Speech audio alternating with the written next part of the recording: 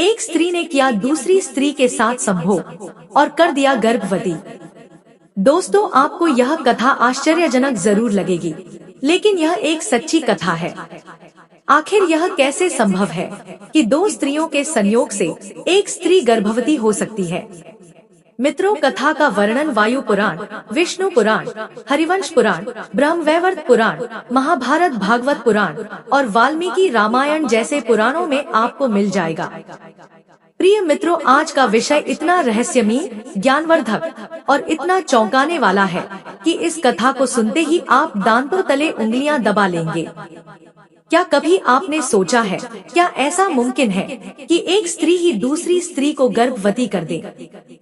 जी हाँ, आपने बिल्कुल सही सुना। आज हम आपको सुनाने जा रहे हैं एक अनोखी कथा, जिसमें छिपा है धर्म, अध्यात्म और इतिहास का त्रिवेणी संगम।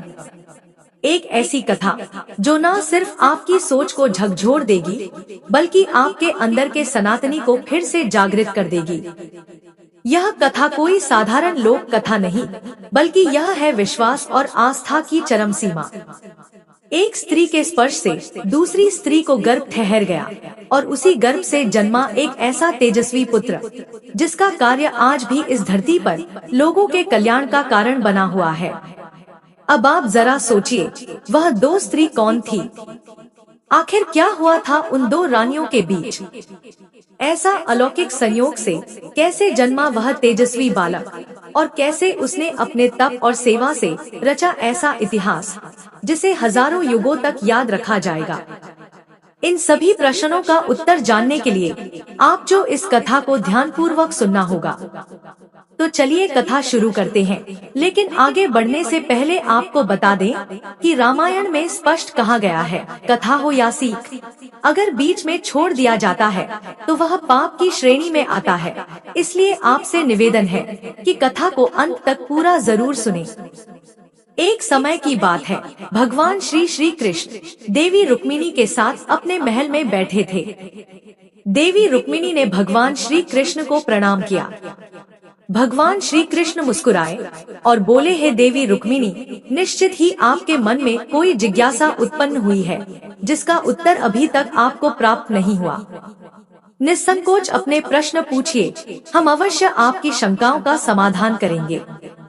तब देवी रुक्मिणी ने विनम्रता पूर्वक कहा, हे प्रभु, ऐसा कहा जाता है कि मनुष्य को केवल एक ही स्त्री से विवाह करना चाहिए और जीवन भर उसी के प्रति निष्ठावान रहना चाहिए। किंतु मैं देखती हूँ कि कुछ पुरुष कई बार विवाह करते हैं और अनेक स्त्रियों से संबंध रखते हैं। क्या यह उचित है? अब यह कथा आगे बढ़ती है और भगवान श्री कृष्ण देवी रुक्मिणी को इस प्रश्न का उत्तर देंगे। यह रहस्यमय कथा आपके जीवन को सकारात्मक दिशा में मोड़ सकती है, इसीलिए इसे पूरा अवश्य सुनें। चलिए, मैं आपकी दोस्त प्रीति आपको यह कथा सुनाना प्रारंभ करती हूँ। भगवान श्री कृष्ण बोले, हे देवी, यह प्रश्न अत्यंत महत्वपूर्ण है। इसके उत्तर में मैं तुम्हें एक प्रेरणादायक कथा सुनाना चाहता हूँ, लेकिन शर्त यह है कि तुम्हें इसे पूर्ण रूप से ध्यानपूर्वक सुनना होगा। देवी रुक्मिणी ने उत्तर दिया, हे प्रभु, मैं वचन देता हूँ कि इस कथा को अंत तक सुनूंगी और इसे पूरे विश्व में प्रचारित करूंगी। कृपया मुझे यह कथा सुनाइए। तब भगवान श्री कृष्ण ने कथा सुनानी आरंभ की। हे रुक्मिणी, प्राचीन समय की बात है। एक नगर मिथिलापुर में चंद्रभान नामक एक चोर रहता था। वह छोटे मोटे चोरी चकारी करके अपने परिवार का भरण पोषण करता था, लेकिन इससे इतनी धनराशि नहीं मिलती थी कि उसका घर अच्छे से चल सके। एक दिन उसके मन में विचार आया, मैं चाहे छोटी चोरी करूं या बड़ी, पकड़े जाने पर सजा तो समान ही मिलेगी, तो क्यों ना एक बड़ी चोरी करूं। यह सोचकर चंद्रभान ने राजकोष को लूटने की योजना बनाई। पूरी तैयारी करने के बाद एक रात वह गुप्त रूप से राजमहल में प्रवेश कर गया और उस स्थान तक पहुंच गया जहां राजा का खजाना रखा था। वहां पहुंचकर उसने देखा कि खजाने की सुरक्षा के लिए भारी संख्या में सैनिक तैनात थे। पहरा इतना सख्त था कि मानव नहीं, स्वयं मृत्यु उस खजाने की रक्षा कर रही हो। यह देखकर चंद्रभान सोचने लगा, यदि मैंने चोरी करने का प्रयास किया तो मैं जीवित नहीं बचूंगा। यह विचार आते ही उसका मन बदल गया और उसने वापस लौटने का निर्णय लिया। लेकिन फिर उसके दिमाग में एक नया विचार आया, खाली हाथ लौटने से बेहतर है कि कुछ लेकर जाऊं ताकि यहाँ आना व्यर्थ ना जाए। अब उसने एक नई योजना बनाई। मुझे राजा के शयन कक्ष में जाना चाहिए, जहाँ वह विश्राम करते हैं। वहाँ राजा ने अपने वस्त्र उतार रखे होंगे। यदि मैं राजा के वस्त्र पहनकर खजाने तक पहुँच जाऊं, तो सैनिक मुझे राजा समझेंगे और मैं खजाने को बिना किसी संदेह के बाहर ले जा सकूंगा। यह सोचकर चंद्रभान धीरे धीरे राजा के शयन कक्ष की ओर बढ़ा। उसने पर्दा हटाया और अंदर झांका। अंदर का दृश्य देखकर वह स्तब्ध रह गए। राजा गहरी नींद में सो रहे थे और रानी सुदर्शना आधे वस्त्रों में शैया पर बैठी हुई थी। यह देखकर चंद्रभान के हाथ पैर कांपने लगे। वह एक दीवार के पीछे छिप गया। चंद्रभान इंतजार कर रहा था कि रानी सो जाए ताकि वह आगे की योजना बना सके। लेकिन बहुत देर बीतने के बाद भी जब उसे संदेह हुआ तो उसने धीरे से पर्दा हटाकर देखा कि रानी सोई है या नहीं। लेकिन रानी अब भी जाग रही थी। चंद्रभान यह देखकर घबरा गया। उसकी घबराहट में फूलों का गुलदस्ता हाथ से छूटकर नीचे गिर गया। उस आवाज से राजा तो नहीं जागे, परंतु रानी सुदर्शना तुरंत तलवार निकालकर बाहर आ गई। उन्होंने चंद्रभान की गर्दन पर तलवार रखकर कठोर स्वर में कहा, तुम कौन हो और यहाँ क्यों आए हो? सच सच बताओ, नहीं तो अभी इसी समय सिर धड़ से अलग कर दूंगी। चंद्रभान का शरीर डर के मारे पसीने से लथपथ था। उसने कांपती आवाज में हाथ जोड़कर कहा, रानी साहिबा, मुझ पर दया कीजिए। मैं एक गरीब चोर हूँ, सिर्फ अपने परिवार का पेट पालने के लिए चोरी करता हूँ। अगर आपने मुझे मार डाला तो मेरे छोटे छोटे बच्चे अनाथ हो जाएंगे। कसम खाकर कहता हूँ, इस बार मुझे माफ कर दीजिए। दोबारा आपकी ओर देखने की हिम्मत नहीं करूँगा। मेरे मासूम बच्चों पर रहम कीजिए। रानी सुदर्शना ने चंद्रभान को डरा सहमा देखा तो कुछ पल के लिए सोच में पड़ गई। फिर गंभीर स्वर में बोली, ठीक है, मैं तुम्हें माफ कर सकती हूँ, लेकिन एक शर्त पर। चंद्रभान घबराकर बोला, कौन सी शर्त रानी साहिबा?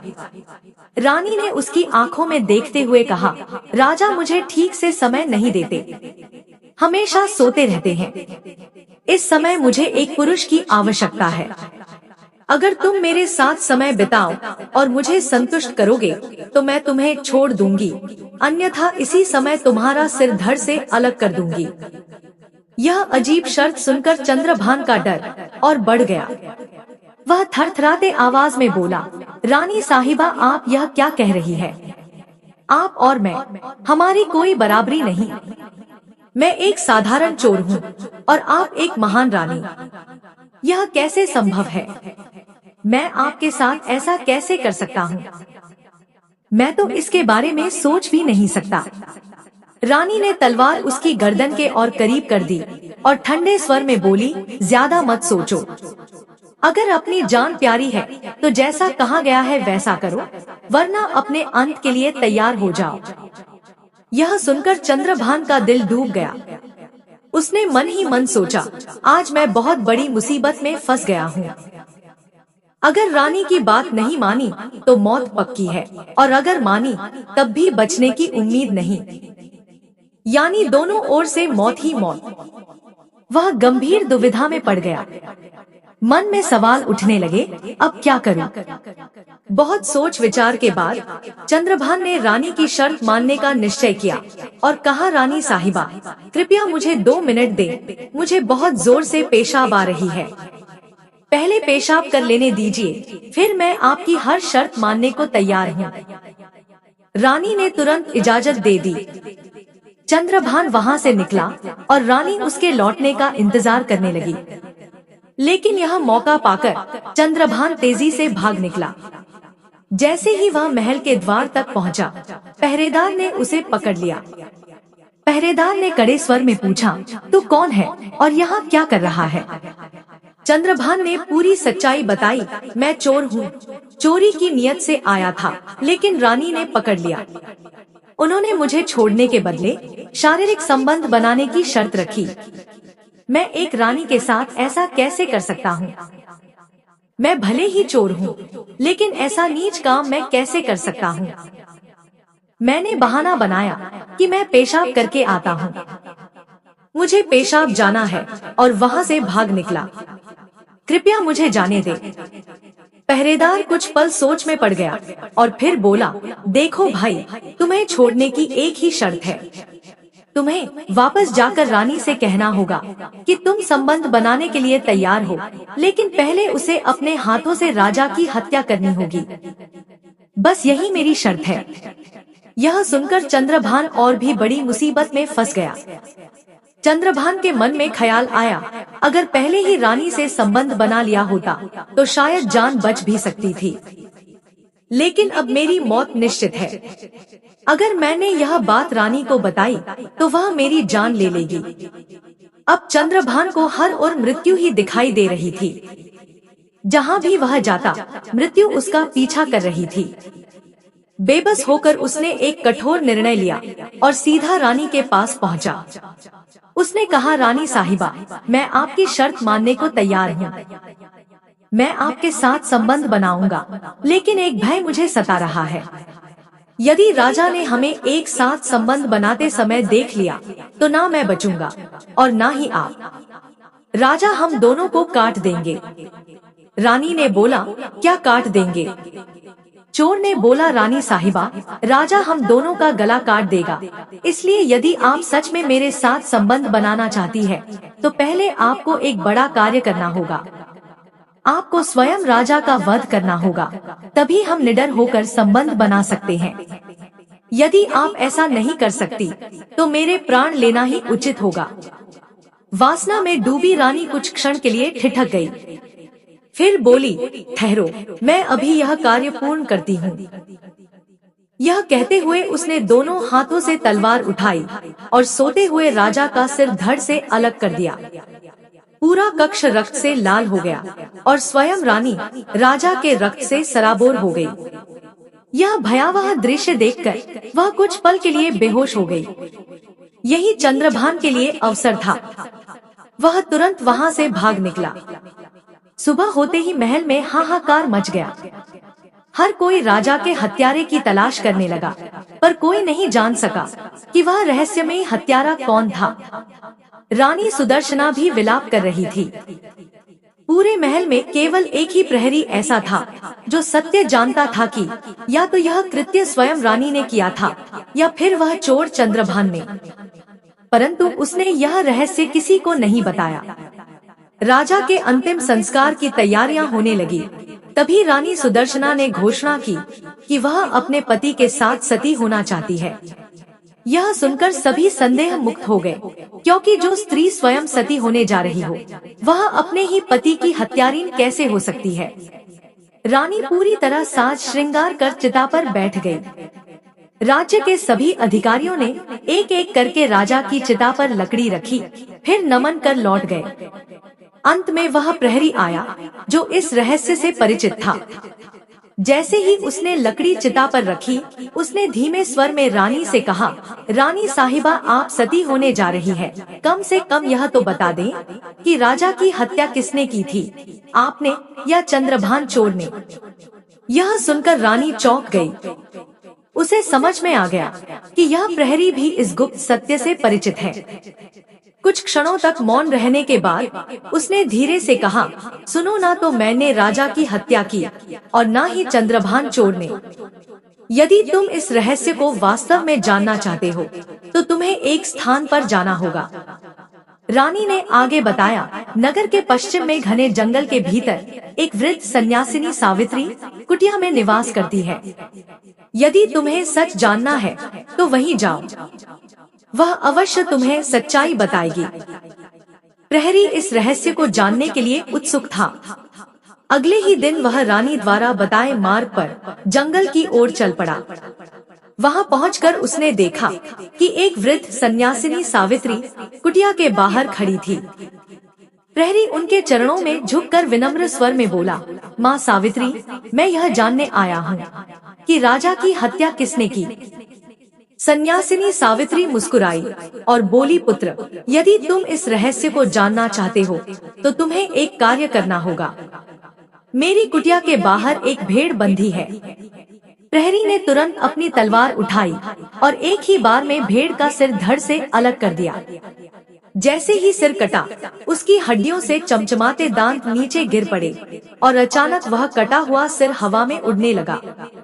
रक्षक को पहले ही निर्देश मिल चुके थे कि उसे इस उड़ते हुए सिर का पीछा करना होगा, क्योंकि यह उसे राजा के हत्यारे तक पहुंचाएगा। वह सिर आकाश में तेजी से उड़ रहा था और रक्षक उसे अपनी नजरों से ओझल नहीं होने देना चाहता था। उड़ता हुआ सिर उसे एक घने भयावह जंगल में ले आया, जहां चारों ओर केवल अंधकार ही अंधकार था। जंगल के बीचों बीच एक गहरी गुफा थी और वह सिर सीधे उस गुफा के द्वार पर गिर पड़ा। रक्षक के मन में सवाल उठा, इस निर्जन जंगल में कौन है जो मुझे राजा की मृत्यु का रहस्य बताएगा। वह अभी यह सोच ही रहा था कि अचानक गुफा के अंदर से कुछ हलचल महसूस हुई। ये गुफा एक भयंकर राक्षस की थी जो यहाँ अपनी पुत्री के साथ रहता था। संयोगवश उस समय राक्षस भोजन की तलाश में जंगल में गया हुआ था और गुफा में केवल उसकी पुत्री ही मौजूद थी। जैसे ही राक्षसी कन्या को किसी मनुष्य की गंध महसूस हुई, वह सतर्क हो गई। जब उसकी नजर गुफा के द्वार पर खड़े युवा रक्षक पर पड़ी, तो उसने सोचा, अगर मैं इसे मारकर खा लूं, तो अपनी भूख मिटा सकती हूँ, लेकिन यदि इसे जीवित रखूं, तो यह मेरे लिए यह बहुत उपयोगी साबित हो सकता है। यही सोचकर उसने अपनी भयंकर राक्षसी रूप को त्याग दिया और एक अत्यंत सुंदर युवती का रूप धारण कर लिया। फिर वह मोहक अंदाज में रक्षक के सामने प्रकट हुई। रक्षक ने अपने जीवन में इतनी सुंदर स्त्री पहले कभी नहीं देखी थी। वह उसकी ओर आकर्षित होने लगा। राक्षसी कन्या मुस्कुराई और उसे गुफा के अंदर आमंत्रित किया। जैसे ही रक्षक गुफा में गया, वह पूरी तरह से उसके मोहपाश में बंध गया। दोनों के बीच एक गहरा संबंध विकसित हो गया। समय बीतने लगा और रात ढलने लगी। अब राक्षस के लौटने का समय करीब आ गया था। जब राक्षसी कन्या को यह एहसास हुआ कि उसका पिता आने ही वाला है, तो उसने तुरंत एक मंत्र का प्रयोग किया और रक्षक को एक मक्खी में बदलकर दीवार पर चिपका दिया। जैसे ही राक्षस गुफा में प्रवेश करता है, वह गहरी नजरों से देखता है और चारों ओर घूरता है। मुझे यहाँ मनुष्य की गंध आ रही है, क्या कोई बाहरी व्यक्ति यहाँ आया है? यह सुनते ही राक्षसी कन्या ने तुरंत एक कहानी गढ़ी और अपने पिता को छलते हुए बोली, पिताश्री, आप यह क्या कह रहे हैं? भला यहाँ कौन ऐसा भी होगा जो हमारी उपस्थिति में आने की हिम्मत करेगा? यदि कोई आया भी होता तो मैं उसे चबा जाती। इस प्रकार राक्षसी को चकमा देकर वह अपने उद्देश्य में सफल रहा। अब वह राक्षसी प्रत्येक रात पहरेदार को एक पुरुष का रूप दे देती और देर रात तक उससे बातें करती। उनके बीच शारीरिक संबंध भी बनते, लेकिन भोर होते ही वह उसे फिर से एक मक्खी में बदल देती और दीवार पर चिपका देती। ऐसे ही कई दिन बीत गए और अब पहरेदार उसी राक्षसी की गुफा में रहने लगा। हालांकि उसे अपने घर और अपने बच्चों की याद सताने लगी, मगर राक्षसी के वश में होने के कारण वह वहां से निकल नहीं पा रहा था। फिर एक दिन उसे एक अवसर मिला। किसी तरह उसने रात के अंधेरे में वहां से भागने में सफलता पा ली। वह कई दिनों तक जंगलों और रास्तों में भटकता रहा और अंततः अपने नगर मिथिलापुर पहुंच गया।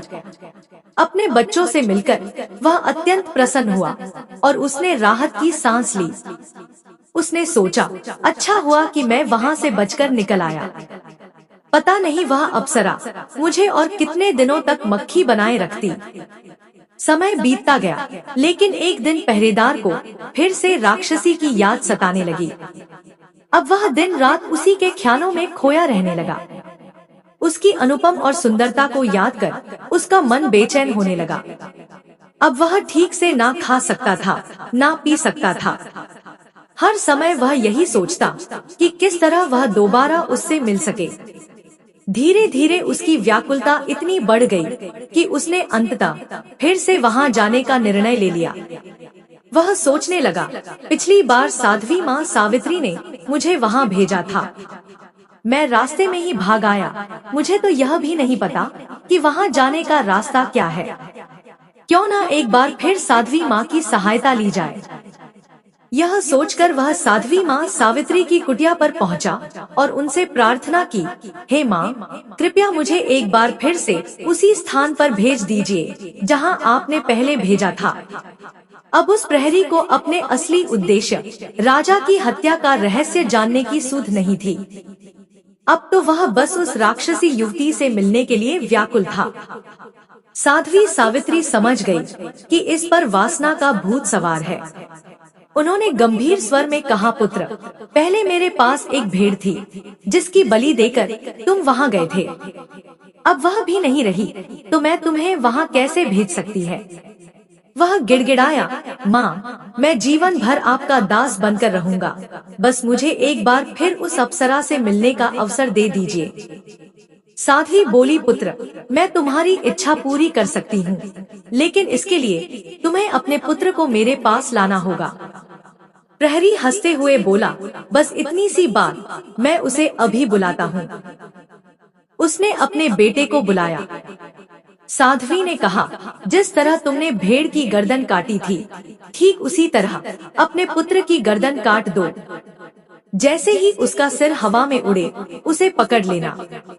वही सिर तुम्हें उस स्थान तक पहुंचा देगा। वासना में अंधे प्रहरी ने तुरंत तलवार उठाई और अपने पुत्र का सिर काटने को तैयार हो गया। लेकिन तभी सन्यासिनी सावित्री ने उसका हाथ पकड़ लिया और कहा, रुको, यही तुम्हारे प्रश्न का उत्तर है। ना तो राजा की हत्या किसी चोर ने की थी और ना ही रानी ने। राजा की मृत्यु इस वासना के भूत ने की थी। ठीक वैसे ही जैसे तुम अभी अपने पुत्र का बलिदान देने को तैयार थे। भगवान श्री कृष्ण ने देवी रुक्मिणी से कहा, हे रुक्मिणी, तुम्हारे प्रश्न का उत्तर देने से पहले मैं तुम्हें एक महत्वपूर्ण बात बताना चाहता हूँ। किसी भी स्थिति में 3 प्रकार की स्त्रियों पर विश्वास नहीं करना चाहिए। पहली, झूठ बोलने वाली स्त्री। यदि कोई स्त्री बार बार झूठ बोलती है तो उस पर भरोसा करना घातक हो सकता है। झूठ बोलने की आदत किसी भी रिश्ते की नींव को कमजोर कर देती है। जब कोई व्यक्ति झूठ का सहारा लेता है तो उसका उद्देश्य अपनी वास्तविक मंशा को छिपाना और खुद को सुरक्षित रखना होता है। बार बार झूठ बोलना चरित्र की कमजोरी को दर्शाता है। ऐसा व्यवहार न केवल रिश्तों में दरार पैदा करता है, बल्कि विश्वास को भी तोड़ देता है। जो व्यक्ति झूठे पर विश्वास करता है, वह अपने ही भावनाओं के साथ खेलता है और अंत में उस पीड़ा का सामना करता है जिसे वह टाल सकता था। दूसरी, स्वार्थी और लालची स्त्री। जो स्त्री केवल अपने स्वार्थ और इच्छाओं की पूर्ति के लिए दूसरों का उपयोग करती है और किसी अन्य व्यक्ति की भावनाओं की परवाह नहीं करती, उसकी नीयत रिश्तों में साफ नहीं होती। स्वार्थ और लालच किसी भी संबंध की सच्चाई को नष्ट कर देते हैं। ऐसी स्त्री हमेशा खुद को प्राथमिकता देती है और किसी अन्य व्यक्ति की आवश्यकताओं या भावनाओं का ध्यान नहीं रखती। यदि आप ऐसी स्त्री पर विश्वास करते हैं तो आपको न केवल भावनात्मक रूप से बल्कि आर्थिक या अन्य संसाधनों के स्तर पर भी धोखा मिल सकता है। तीसरी, वफादार न रहने वाली स्त्री। यदि कोई स्त्री निष्ठा और समर्पण की कमी दर्शाती है तो यह सबसे खतरनाक संकेत है। निष्ठा किसी भी रिश्ते की सबसे महत्वपूर्ण बुनियाद होती है और जब किसी स्त्री में यह गुण नहीं होता तो वह किसी भी क्षण संबंध तोड़ सकती है। कठिनाइयों के समय या किसी अन्य आकर्षण के कारण वह अपने साथी के साथ विश्वासघात कर सकती है। ऐसी स्त्री के साथ संबंध में रहना मानसिक और भावनात्मक रूप से बहुत कष्टदायक हो सकता है। कोई भी रिश्ता जो विश्वास और प्रेम पर आधारित हो, यदि उसमें निष्ठा का अभाव हो तो वह अंततः टूट ही जाता है। अब भगवान श्री कृष्ण देवी रुक्मिणी से कहते हैं, देवी रुक्मिणी, अब मैं आपके प्रश्न का उत्तर देता हूँ। क्या यह पाप नहीं है कि कोई व्यक्ति अपनी पत्नी के अलावा किसी अन्य स्त्री से संबंध रखे। देवी रुक्मिणी, मानव जीवन में रिश्तों का अत्यधिक महत्व है और इन रिश्तों में सबसे पवित्र और महत्वपूर्ण रिश्ता है विवाह। विवाह एक संस्कार है जो दो व्यक्तियों को न केवल शारीरिक रूप से बल्कि मानसिक, भावनात्मक और सामाजिक रूप से भी जोड़ता है। ऐसे में यदि कोई व्यक्ति अपनी पत्नी के अलावा किसी अन्य स्त्री से संबंध बनाता है तो यह न केवल अनैतिक होता है बल्कि धार्मिक दृष्टि से भी पाप माना जाता है। भगवान श्री कृष्ण ने देवी रुक्मिणी से कहा, विवाह केवल एक सामाजिक अनुबंध नहीं है बल्कि यह आत्माओं का एक पवित्र मिलन है। भारतीय संस्कृति में पति पत्नी का संबंध पूर्ण विश्वास, सम्मान और प्रेम पर आधारित होता है। विवाह के समय पति अपनी पत्नी के प्रति निष्ठा, समर्पण और जीवन भर साथ निभाने की प्रतिज्ञा लेता है। ऐसे में किसी अन्य स्त्री से संबंध स्थापित करना न केवल पत्नी के विश्वास को तोड़ता है बल्कि विवाह की गरिमा का भी उल्लंघन करता है। प्रिय मित्रों, कथा अभी यहीं समाप्त नहीं होती। अब हम जानेंगे उस रहस्य को जो आपने शायद ही कभी सुना होगा। आखिर कैसे एक स्त्री ने दूसरी स्त्री को गर्भवती कर दिया? तो आइए जानते हैं दोस्तों। राजा दिलीप, जो सगर वंश के उत्तराधिकारी थे, इनका कोई संतान नहीं था। यह सगर वंश के समाप्त होने का एक बड़ा संकट था, क्योंकि यह वंश भगवान विष्णु के दिव्य परंपरा से जुड़ा था और इसे आगे बढ़ाना आवश्यक था। जब यह समस्या गुरु वशिष्ठ के सामने आई, तो उन्होंने अपने तपोबल और दिव्य ज्ञान से एक असामान्य उपाय सुझाया। दोनों रानियों के आपसी योग से एक रानी गर्भवती हो सकती है। गुरु वशिष्ठ के आशीर्वाद और ईश्वर की कृपा से यह चमत्कार हुआ और एक रानी ने गर्भ धारण किया, जिससे भागीरथ का जन्म हुआ। इस घटना का उद्देश्य सगर वंश को विलुप्त होने से बचाना और गंगा के धरती पर अवतरण के महान कार्य को पूरा करने के लिए एक योग्य उत्तराधिकारी प्रदान करना था। भागीरथ ने बाद में अपनी तपस्या से गंगा को धरती पर लाकर अपने 7000 पूर्वजों का उद्धार किया और मानवता के लिए मोक्ष का मार्ग खोला।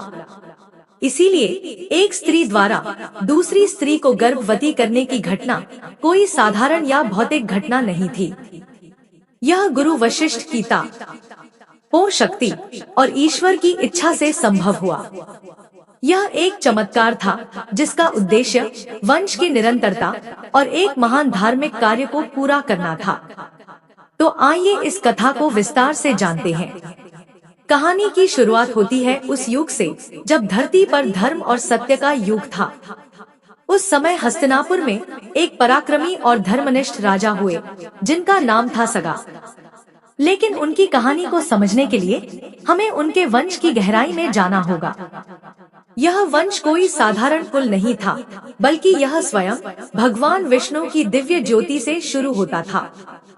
ब्रह्मांड के प्रारंभ में जब भगवान विष्णु की नाभि से कमल प्रकट हुआ, उस कमल से जन्मे सृष्टिकर्ता ब्रह्मा। ब्रह्मा ने सृष्टि के लिए कई संतानें उत्पन्न की, जिनमें से एक थे ऋषि कश्यप। कश्यप से मरीचि, मरीचि से मनु और मनु से इक्ष्वाकु। इस तरह यह वंश बढ़ता गया। इक्ष्वाकु से पूरंजय, फिर कुबलाश, युभनाश, मानधाता और आगे चलकर हरित, चंप और बालुक। इन्हीं बालुक के पुत्र थे हमारे नायक राजा सगर। यह वंशावली धर्म, तप और भक्ति की एक ऐसी कड़ी थी जो आज भी हमें प्रेरित करती है। राजा सगर एक यशस्वी सम्राट थे। उनके शौर्य और भक्ति की गूंज चारों दिशाओं में थी। लेकिन उनकी कथा का सबसे रहस्यमय हिस्सा तब शुरू होता है जब हम जानते हैं कि उनके 60,000 पुत्र थे। जी हाँ, 60,000 राजकुमार, जिनका जन्म अपने आप में एक चमत्कार था। लेकिन इस विशाल संतति के साथ जो हुआ वह और भी आश्चर्यजनक और हृदय विदारक था। एक ही दिन में, एक ही क्षण में ये सभी पुत्र राख के ढेर बन गए। आखिर ऐसा क्या हुआ? कौन सी भूल ने इस समृद्ध वंश को इस भयानक संकट में डाला? चलिए इस रहस्य से पर्दा उठाते हैं। बात उस समय की है जब राजा सगर ने अश्वमेध यज्ञ का आयोजन किया। इस यज्ञ का घोड़ा, जो साम्राज्य की शक्ति का प्रतीक था, अचानक लापता हो गया। राजा सगर के 60,000 पुत्रों को संदेह हुआ कि कोई इसे चुरा ले गया है। उन्होंने धरती के हर कोने की खोज शुरू की, समुद्र तटों से लेकर पर्वतों, और अंत में वे पाताल लोक तक पहुँचे। वहाँ उन्हें एक शांत आश्रम दिखा जहाँ महर्षि कपिल गहन तप में लीन थे। लेकिन इन राजकुमारों ने ना तो संयम दिखाया, ना ही आदर। उन्होंने बिना सोचे समझे कपिल मुनि पर घोड़ा चोरी का इल्जाम लगा दिया, उनकी तपस्या भंग की और आश्रम में अशांति फैलाई और साथ ही अपमान व्यवहार किया।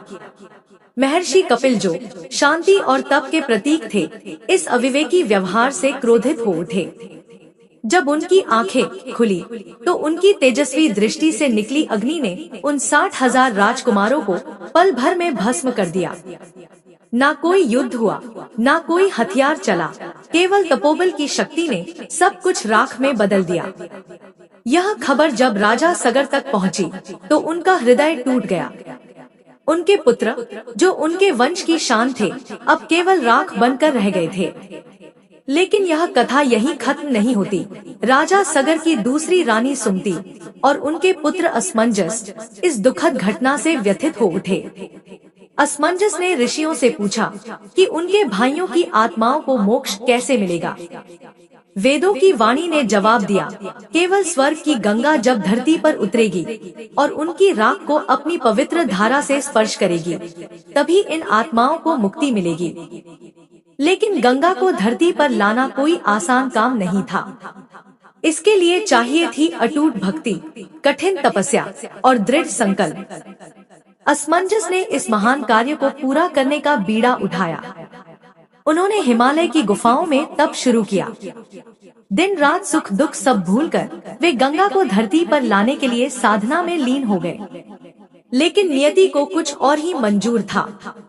असमंजस वृद्ध हो गए और अपने जीवन के अंत तक भी वे गंगा को धरती पर ना ला सके। उनकी यह इच्छा उनके पुत्र अंशुमान को विरासत में मिली। अंशुमान ने भी अपने पिता के संकल्प को आगे बढ़ाया। उन्होंने वनों में कठोर तप किया, भगवान को प्रसन्न करने की हर कोशिश की, लेकिन गंगा का अवतरण उनके लिए भी असंभव रहा। अंशुमान भी असफल रहे और अंततः इस संसार को छोड़ गए। फिर आए अंशुमान के पुत्र राजा दिलीप। वे अपने पिता और पितामह के अधूरे सपने से वाकिफ थे। उन्होंने भी राजपाट छोड़कर वनों में तप शुरू किया, लेकिन उनकी तपस्या भी अधूरी रही और वे गंगा को धरती पर ना ला सके। अब कथा एक नए मोड़ पर आती है। राजा दिलीप की 2 रानियां थी, लेकिन उनके कोई संतान नहीं थी। सगर वंश के समाप्त होने का खतरा मंडराने लगा। यह संकट गुरु वशिष्ठ तक पहुंचा। उन्होंने अपने तपोबल से एक चमत्कारी उपाय सुझाया। उन्होंने कहा, यदि दोनों रानियों आपस में संयोग करें तो एक रानी गर्भवती हो सकती है। यह सुनकर सभी आश्चर्यचकित रह गए, लेकिन गुरु वशिष्ठ के वचनों में सत्य और शक्ति थी। उनकी कृपा और ईश्वर की इच्छा से दोनों रानियों के संयोग से एक रानी गर्भवती हो गई। समय बीता और उस गर्भ से एक पुत्र का जन्म हुआ। लेकिन यह पुत्र साधारण नहीं था। उसके शरीर में हड्डियां नहीं थी, केवल मांस का एक पुतला था। रानियां घबरा गई और गुरु वशिष्ठ के पास पहुंची। गुरु वशिष्ठ ने ध्यान लगाया और उनकी तप शक्ति से एक और चमत्कार हुआ। उस शिशु के शरीर में हड्डियां बन गई और वह पूर्ण मानव रूप में आ गया। उसका नाम रखा गया भागीरथ, क्योंकि वह 2 रानियों के संयोग से उत्पन्न हुआ था। भागीरथ जब बड़े हुए तो उन्हें अपने वंश की पूरी कहानी पता चली। उनके हृदय में अपने पूर्वजों के लिए करुणा जगी। उन्होंने प्रण लिया कि वे गंगा को धरती पर लाएंगे और अपने 7,000 पूर्वजों की आत्मा को मुक्ति दिलाएंगे। भागीरथ ने सांसारिक सुख त्याग दिए और वनों में कठोर तप शुरू किया। वर्षों तक धूप, बारिश और ठंड सहते हुए उन्होंने एकाग्रचित्त होकर साधना की। उनकी तपस्या इतनी प्रबल थी कि स्वयं माता गंगा प्रकट हुई। गंगा ने कहा, हे भागीरथ, मैं तुम्हारी भक्ति से प्रसन्न हूँ, वर मांगो पुत्र। भागीरथ ने विनम्रता से कहा, हे माता, मुझे कोई सांसारिक सुख नहीं चाहिए। मैं केवल आपको धरती पर लाना चाहता हूँ ताकि मेरे पूर्वजों को मुक्ति मिले और इस धरती के पापियों का उद्धार हो। गंगा ने मुस्कुराकर जवाब दिया, मैं तुम्हारे साथ चलने को तैयार हूँ, लेकिन मेरे प्रवाह का वेग इतना प्रचंड होगा कि धरती उसे सह नहीं पाएगी। केवल भगवान शिव ही मेरे प्रवाह को संभाल सकते हैं। भागीरथ ने फिर भगवान शिव की तपस्या शुरू की। वर्षों की कठिन साधना के बाद शिवजी प्रसन्न हुए। उन्होंने कहा, गंगा मेरी जटाओं में उतर सकती है, मैं उसके वेग को संभाल लूंगा। और फिर वह ऐतिहासिक क्षण आया। गंगा स्वर्ग से उतरी और शिव की जटाओं में समा गई। शिव ने अपनी जटाएं खोली और गंगा की एक पतली पवित्र धारा धरती पर आने के निकली। भागीरथ आगे आगे चले और गंगा उनके पीछे पीछे। लेकिन यह यात्रा इतनी सरल नहीं थी। रास्ते में महर्षि जहनु का आश्रम आया। गंगा का वेग इतना तेज था कि उनकी कुटिया बह गई। क्रोधित जहनु ने गंगा को पी लिया। भागीरथ ने महर्षि जहनु से प्रार्थना की, हे ऋषिवर, मेरे पूर्वजों का उद्धार गंगा से ही संभव है, कृपा कर उन्हें मुक्त करें। जहनु का हृदय पिघल गया। उन्होंने गंगा को मुक्त किया और तब से गंगा को जाह्नवी भी कहा जाने लगा। गंगा आगे बढ़ी और हरिद्वार पहुंची।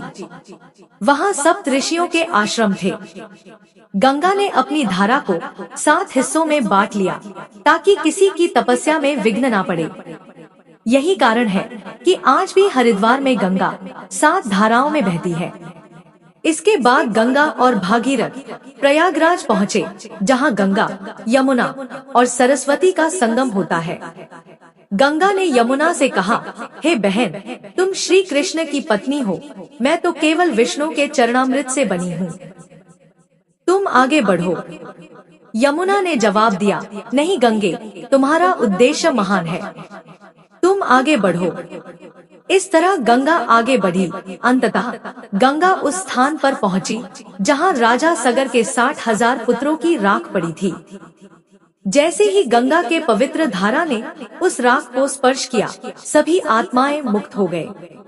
यह क्षण केवल सगर वंश के लिए नहीं, बल्कि समस्त मानवता के लिए मोक्ष का द्वार खुल गया। गंगा आज भी पाप नाशिनी कहलाती है, जो श्रद्धा और विश्वास से स्नान करने वालों के पापों का नाश करती है। तो दोस्तों, यह थी भागीरथ की वह गाथा, जिन्होंने अपने तपोबल से गंगा को धरती पर लाकर न केवल अपने पूर्वजों का उद्धार किया, बल्कि पूरी मानवता को मोक्ष का मार्ग दिखाया। यह कथा हमें सिखाती है कि दृढ़ संकल्प और भक्ति से असंभव कार्य भी संभव हो सकता है। रामायण की यह कथा हमें गहन और प्रेरक सीख देती है। पहली सीख है दृढ़ संकल्प और तप की शक्ति। भागीरथ ने असंभव सा दिखने वाला कार्य, गंगा को धरती पर लाना, अपनी अटूट भक्ति और तपस्या से संभव कर दिखाया। दूसरी सीख है कर्तव्य और वंश की निरंतरता का महत्व। राजा दिलीप की रानियों ने वंश को बचाने के लिए असाधारण कदम उठाया, जो हमें सिखाता है कि कर्तव्य के लिए त्याग आवश्यक है। तीसरी सीख है ईश्वर की कृपा और गुरु की महत्ता। गुरु वशिष्ठ के आशीर्वाद और तपोबल से एक स्त्री द्वारा दूसरी स्त्री का गर्भवती होना संभव हुआ, जो दर्शाता है कि ईश्वरीय इच्छा और गुरु का मार्गदर्शन चमत्कार कर सकता है। चौथी सीख है मोक्ष का मार्ग। गंगा का अवतरण केवल सगर वंश के लिए नहीं, बल्कि समस्त मानवता के लिए मोक्ष का द्वार खोलता है, जो हमें श्रद्धा और विश्वास की शक्ति सिखाता है। पांचवी सीख है विनम्रता और करुणा। भागीरथ की विनम्र प्रार्थना और गंगा की सप्त ऋषियों के प्रति करुणा हमें सिखाती है कि महान कार्य सम्मान और संयम से ही पूरे होते हैं। अंत में यह कथा हमें यह विश्वास दिलाती है कि सच्ची भक्ति, कठिन तप और गुरु कृपा से कोई भी लक्ष्य असंभव नहीं है। यह हमें अपने कर्तव्यों के प्रति निष्ठा और समाज के लिए कुछ बड़ा करने की प्रेरणा देती है। तो मित्रों, उम्मीद है आपको यह कथा पसंद आई होगी और आपके सभी प्रश्नों के जवाब मिल गए होंगे। दोस्तों, हमारे YouTube चैनल कहानी वाले आवाज को सब्सक्राइब करना ना भूलें। अगर आप भी मेरी तरह श्री राम के सच्चे भक्त हैं, तो कमेंट में जय श्री राम लिखना ना भूलें।